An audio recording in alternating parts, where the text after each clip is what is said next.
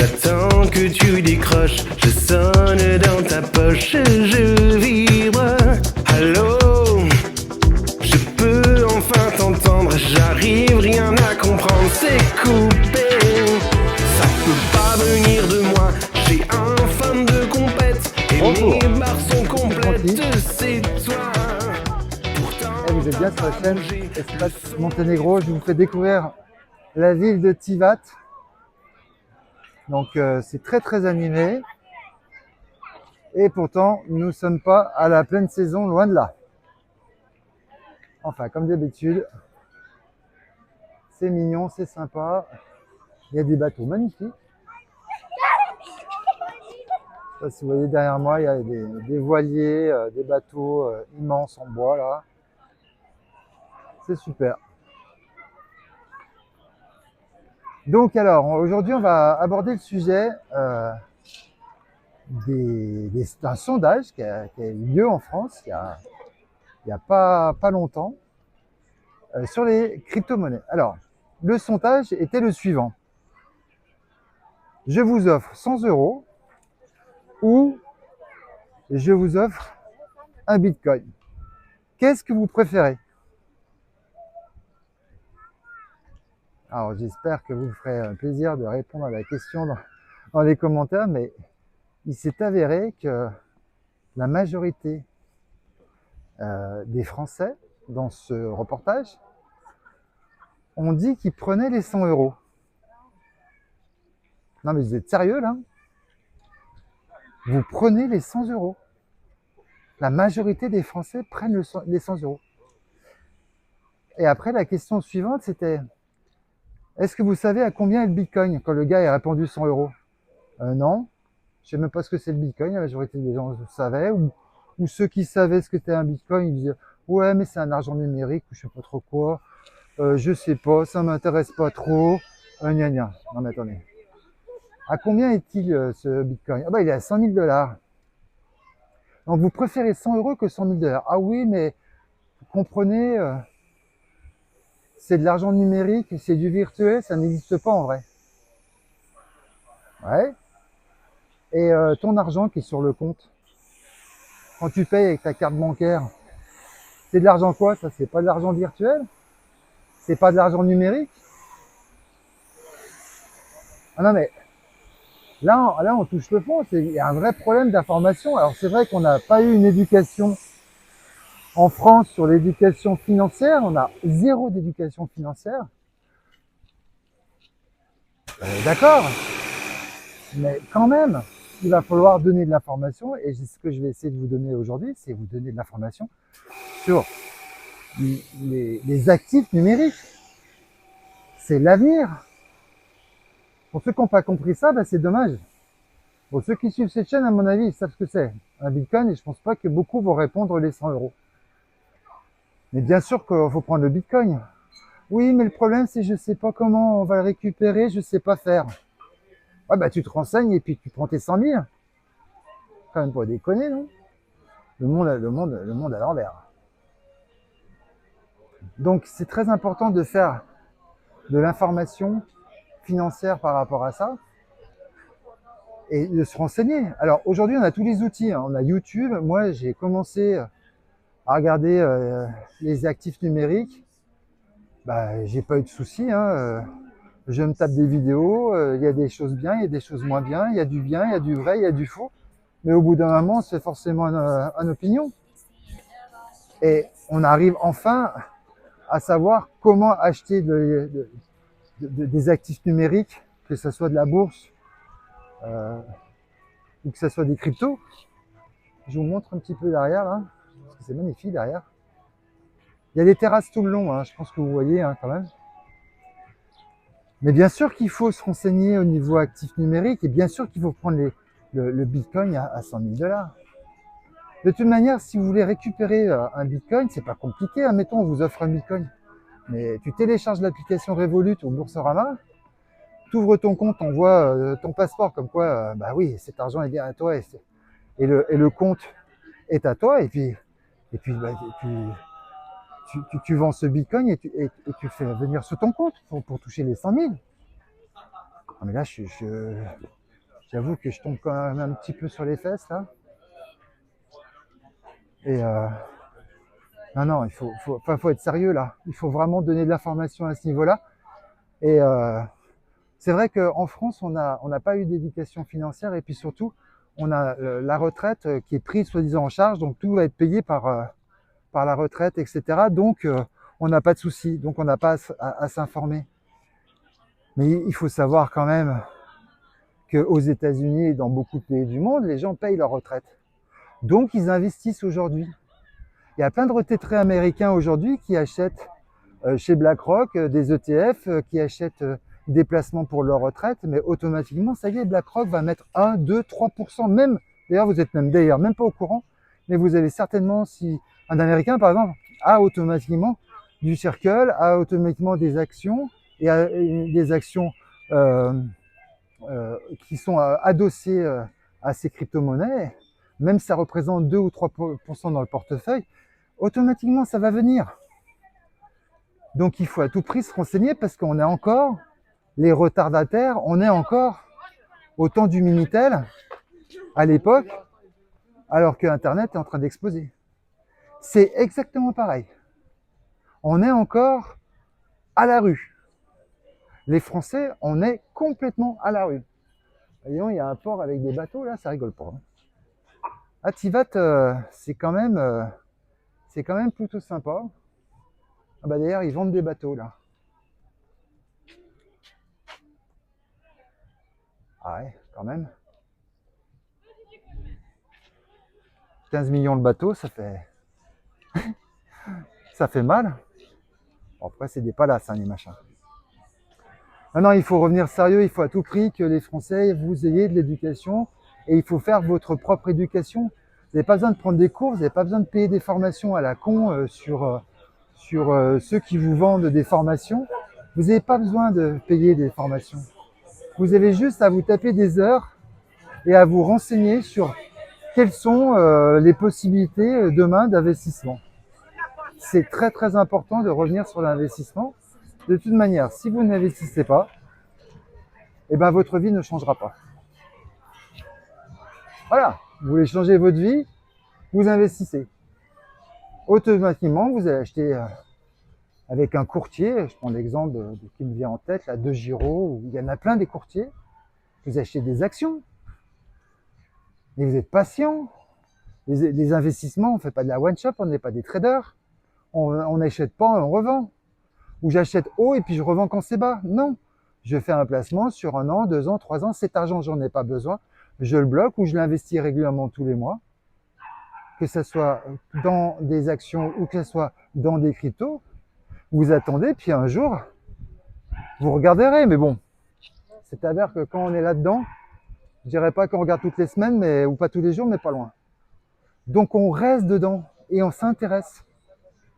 Il faut vraiment s'intéresser, surtout si vous êtes jeune. Si vous avez 70 ans, c'est sûr que votre vie elle est faite. Hein. La retraite, vous l'avez déjà.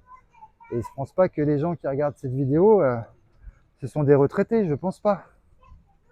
Ça va être des jeunes, j'espère, ou au moins des gens qui ont une famille, qui ont des enfants, qui veulent voir s'expatrier, mais surtout, même si vous restez en France, il va falloir automatiquement y venir sur ces actifs. Aujourd'hui, le fonds de pension le plus gros au monde, qui est BlackRock, investit massivement dans les crypto-monnaies. Donc ça veut dire que ça y est, c'est fait, quoi. À l'époque, il y a 2-3 ans en arrière, on pouvait se poser la question. Enfin, de se dire, bah, peut-être que là, c'est peut-être un scam, une arnaque, un machin, je vais tout perdre, je sais pas, machin. Mais il faut arrêter de pas savoir. Il va falloir savoir à un moment ou à un autre. Donc voilà, je voulais vraiment parler de ça parce que c'est pas possible qu'on accepte le billet de 100 euros, c'est pas possible. Bon, dans tous les cas, c'était des questions comme ça. Hein. Le mec, il n'est pas parti avec ses 100 euros, puis non plus, ceux qui ont répondu Bitcoin, il n'est pas parti avec un Bitcoin. Hein. Le mec, il perd sa journée. Hein. Non, mais bien sûr, c'est de la blague. Mais il faut vraiment s'intéresser à ça. Il n'y a pas que le travail. Les investissements font partie de la vie. Et il faut se dire, ok, cet argent, je place 100 euros tous les mois, je place 500 euros tous les mois, je sais pas, mais il y a un moment où automatiquement, dans 2, 3 ans, 4 ans, cet investissement-là sera forcément positif. Et surtout, faut surtout pas s'alarmer parce qu'on est à moins 70% à un moment ou à un autre. Parce qu'on peut très bien dire, j'ai investi 1000 euros, je suis à moins 70%, je m'affole, je vends. Non, on garde. Et puis, dans quelques temps, eh ben, j'aurais fait un x10 sur mon prix d'achat. Parce que j'aurais rattrapé et puis ça sera bien passé. Oh là là, c'est magnifique. Donc après, moi je suis pas du tout conseiller financier. Je suis pas là pour vous dire faites ci, faites ça. D'ailleurs, je ne vous le dis pas d'ailleurs. Je vous conseille juste de vous renseigner, de vous informer à ce sujet parce que si vous restez au temps du Minitel, vous êtes foutu. Donc il va falloir passer sur Internet dans la finance et la finance, elle passe par les actifs numériques. Et il faut vraiment se renseigner. Vous avez tout ce qu'il faut sur YouTube. Vous avez différentes solutions de toute manière. La première, vous ouvrez un compte chez Boursorama ou Revolut et vous achetez des actifs qui sont adossés au Bitcoin ou aux crypto-monnaies. Comme ça, vous avez de l'assurance. Vous êtes chez Boursorama ou voilà, vous êtes dans des banques. Les banques, ça y est, s'y mettent. Si les banques s'y mettent, c'est quand même pas un scam. Puis ça fait longtemps que le scam il existe alors, parce que le Bitcoin a été lancé en 2008. On est juste en 2025. Donc voilà. Et on sait pas trop tard, c'est jamais trop tard. Donc ça, la première solution, c'est vous ouvrez un compte chez Boursorama, machin. Deuxième solution, vous allez sur un exchange, Binance. Il y en a plein des exchanges. Donc là, c'est un tout petit peu plus compliqué, mais ça vous permet d'avoir vraiment pas une globalité de crypto, mais plus j'achète plutôt celle-là ou plutôt celle-là, et donc on peut affiner un peu plus nos achats. Bon, par contre, pour les deux premiers cas, ça c'est les deux premiers cas, en tous les cas, vous n'avez pas la clé du coffre. Les clés du coffre, c'est l'exchange ou la banque qui a les clés de votre coffre. Là, on n'a toujours pas changé le système d'aujourd'hui.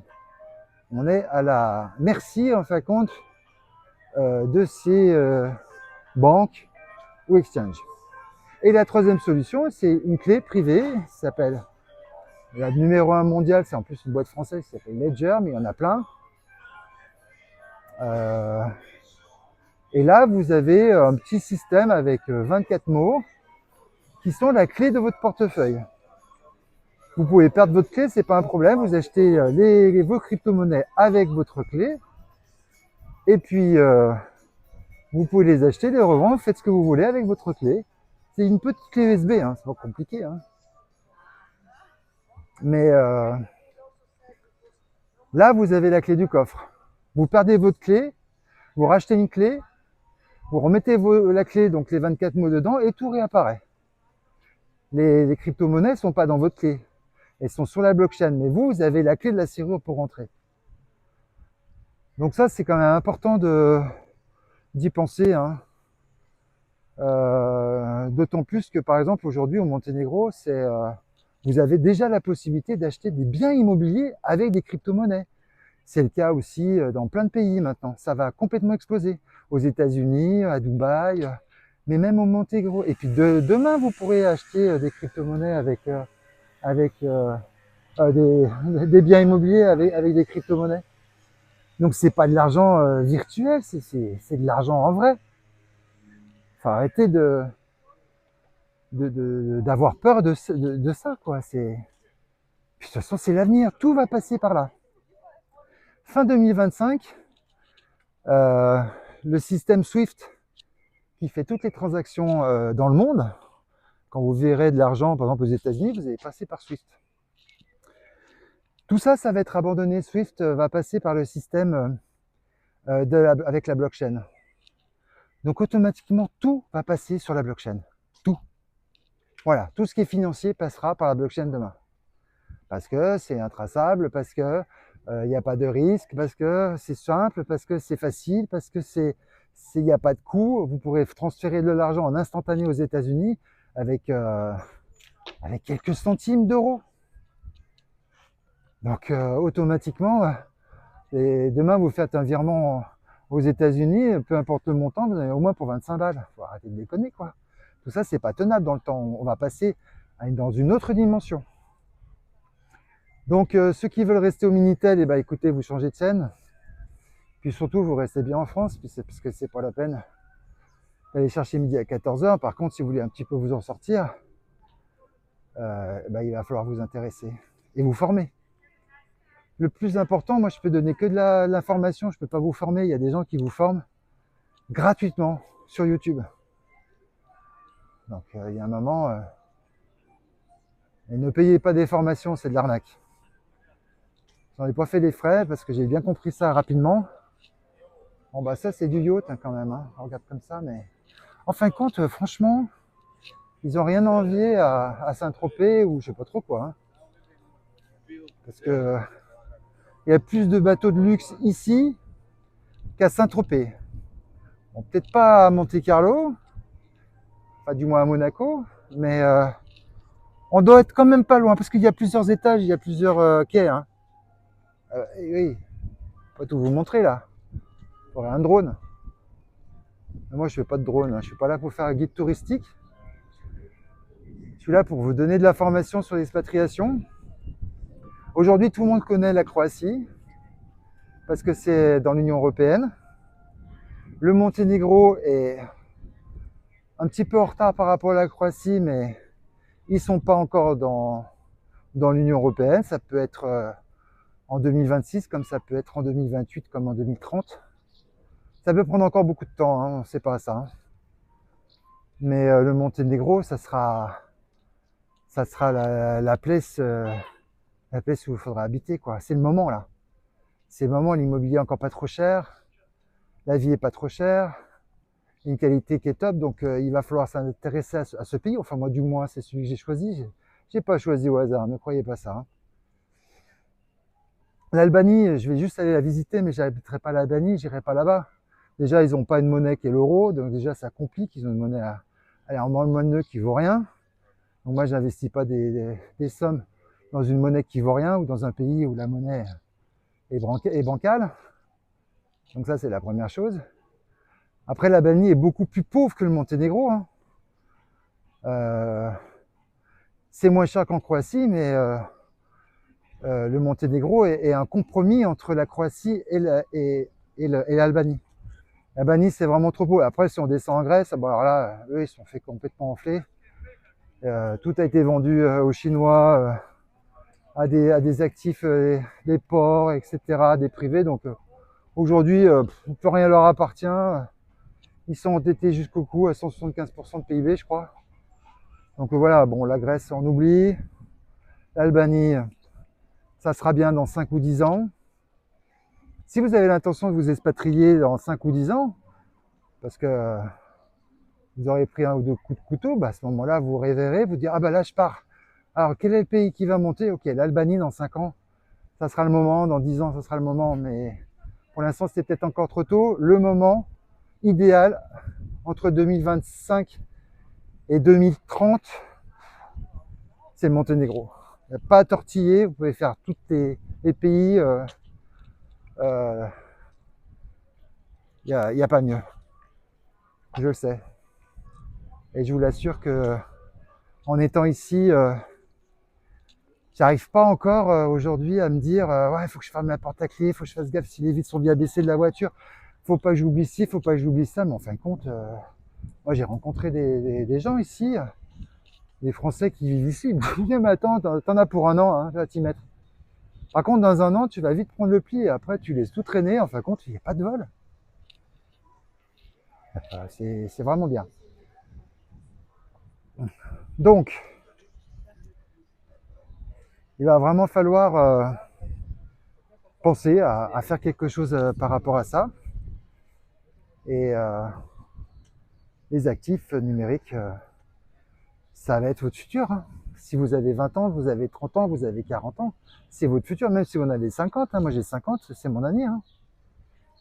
Il n'y a pas à tortiller. Hein. Après, si vous voulez travailler comme des malades et payer des impôts de fou, voilà. Alors, la chose importante, pourquoi en fin de compte, fiscalement, c'est très intéressant, le Monténégro, c'est que si vous avez la résidence fiscale, donc ou par l'achat d'un bien, ou par la création d'une entreprise, vous avez la résidence, donc vous n'êtes plus français, enfin vous êtes français mais vous n'avez plus la résidence française fiscale, donc du coup vous tombez sur la loi monténégrine, donc du coup c'est 9% sur les bénéfices. Donc demain vous investissez 1000 euros, vous en avez gagné 10 000, les 9 000 euros faites vos bénéfices, bah, ça va vous coûter 9% sur les 9 000 euros. Si par contre vous êtes en France, ça va vous coûter 30%. Et dites-vous bien que ça va peut-être pas durer. Parce que les 30%, c'est pas assez. Donc de toute façon, ça passera bien au-delà, je pense, dans les mois, les années qui viennent. Donc je dis pas qu'il y a le feu au lac. Alors, au niveau sécurité en France, il y a le feu au lac. Par contre, au niveau investissement, il n'y a peut-être pas encore le feu, mais bon, faut pas trop traîner. Et puis plus vous allez partir tôt, plus finalement vous êtes assuré d'être tranquille si un jour vous avez besoin de retirer des crypto-monnaies. Il n'y a plus de soleil, j'ai enlevé les lunettes. Vous aurez la possibilité tout de suite d'encaisser avec vos 9%. 9%, c'est très bien, quoi. Aujourd'hui, si je vis au Monténégro, les routes sont toutes neuves, il y a un pays qui est émergent, qui est complètement en train d'exploser, qui est super sympa. Donc automatiquement, moi payer 9% à cet état, ça me va, aucun problème. Je suis même très heureux de les payer. Et si je les paye, ça veut dire que j'ai gagné de l'argent. Ah, voilà, faut y faire. Donc après, la dernière chose qui peut être pressante, c'est l'exit tax. Alors ça, c'est encore un nouveau truc qu'ils ont sorti. Ça a été retoqué par le Conseil constitutionnel en février 2025, donc il y a quelques mois. L'exit tax, c'est dans tous les cas, vous partez ou vous restez. De toute façon, si vous touchez le moindre truc, une action, vous vendez des cryptos, allez, bim, c'est 30%. C'est le minimum. Si vous partez, tu payes 30%. Si vous restez, tu payes 30%. Enfin, dans tous les cas, vous ne pourrez plus bouger. Si vous n'avez pas fait la résidence fiscale, vous n'êtes pas expatrié avant cette fameuse loi qui pourrait peut-être passer, mais qui peut mettre du temps, mais ça on ne le sait pas. Si un jour l'exit tax tombe, vous y avez droit. Par contre, si vous êtes déjà parti, eh ben vous serez protégé par l'État monténégrin, par exemple, si je prends ce pays, et ben là, finalement, vous paierez votre 9%. Vous êtes déjà parti. Quand la loi va tomber, vous serez déjà parti. Donc c'est là où il faut peut-être pas trop traîner si un jour cette loi passe, parce que bon, elle a été retoquée en février 2025, mais qu'est-ce qu'on en sait qu'elle va pas retomber en février 2026? Par contre, on ne sait pas. Mais l'incertitude, on ne peut pas jouer sur l'incertitude. Il faut anticiper, il faut prévoir. Donc moi, je prévois. Donc, en plus, on n'est pas déjà multimillionnaire, donc ça veut dire le peu d'argent que j'ai investi dans les crypto-monnaies, le peu que je vais gagner, j'ai pas en plus envie de lâcher autant de pourcentage. Ça, c'est hors de question. Et puis même si je me barre, ça changera plus rien parce que ça sera trop tard. Donc il y a quand même un peu le feu au lac. Sans qu'il y ait le feu au lac, mais on va dire que ça fume, quoi. Et s'il y a de la fumée, eh ben, c'est peut-être pas très bon signe quand même, hein. Donc voilà, un petit peu le point sur les actifs numériques entre l'exit tax qui pourrait nous tomber un jour sur la tronche. Je pense que ça va être compliqué parce que c'est lié au passeport, il faut passer plein d'accords avec tous les pays du monde. Enfin, Je pense quand même que... Mais bon, dans tous les cas, ils commencent à en parler et ça retoque. Donc, attention, ils sont capables de tout. Hein. Après, les investissements, que ce soit avec les Boursorama, les Revolut ou d'autres banques, les exchanges ou les petites clés, vous avez la clé du coffre. Alors bien sûr, il ne faut pas perdre la clé du coffre, hein, parce que si vous perdez la clé du coffre, bah, vous perdez tout. Hein. On est d'accord. Donc après, une fois que vous avez vos 21 mots, 24 mots, vous les mettez, allez, un peu à la famille, vous planquez tout ça, vous mettez chez Pierre-Paul Jacques. Si un jour il y a le feu chez vous, comme il s'est passé d'ailleurs en Californie, où il y a des gens qui ont perdu les clés quand leur maison ont brûlé, là, à Los Angeles. Ils n'ont pas fait de doublons, ils les ont pas mis dans des endroits sécurisés. Et bien, les mots sont envolés. Bah, ils ont tout perdu. Donc c'est ça, attention le risque. C'est la liberté, c'est une chose. Par contre, vous êtes responsable aussi de votre clé. Si vous avez un coffre et vous perdez la clé, bah, c'est tant pis pour vous. Donc c'est la contrepartie. Mais par contre là, personne ne peut rien vous faire. Parce que vous avez tout en main. Et vous voulez venir avec votre petite clé dans n'importe quel pays au monde, vous passez toutes les frontières du monde. Il n'y a personne. Parce que c'est bien gentil ceux qui parlent de l'or, de l'or. Déjà l'or, c'est pas ça qui va vous rendre millionnaire. Ou ne serait-ce que déjà gagner correctement sa vie. C'est pas le cas, ça sera jamais le cas, ça l'a jamais été. Ça c'est de la sécurité, ça c'est du placement pour dire bah voilà, je préfère avoir un lingot d'or chez moi ou des pièces que plutôt laisser mon argent en banque. Et vous avez raison là-dessus. Mais par contre, c'est pas ça qui va vous enrichir. Quand on compte l'inflation et tout patin couffin, ça va pas vous enrichir. L'or c'est la sécurité plus. Mais c'est pas pour moi un investissement. Un investissement, c'est fait pour gagner de l'argent. Pour exploser, doubler, tripler, quadrupler. Sur des années. C'est pas fait pour faire quelques pourcents avec son lingot. Et puis son lingot, t'es bien marotte, t'as ton lingot, ta piécette, tu fais comment pour passer les douanes? Dans plein de pays, tu peux pas. Tu vas au Maroc, t'as pas le droit d'avoir de l'or. T'as plein de pays où ils vont dire... Et en plus, il va falloir déclarer en plus ton truc. Le pays va te dire non, on l'accepte pas. Et puis, même s'il l'accepte, il va falloir que tu payes encore des taxes pour rentrer avec ton lingot d'or dans un pays qui accepterait ton lingot d'or. Et tu vas essayer de le planquer, bah bonne chance. Bon, un lingot d'or, je crois que ça fait 100 000 $. Je crois qu'un lingot d'or, c'est presque le prix d'un bitcoin, si je raconte pas de bêtises. On ne doit pas être loin du système.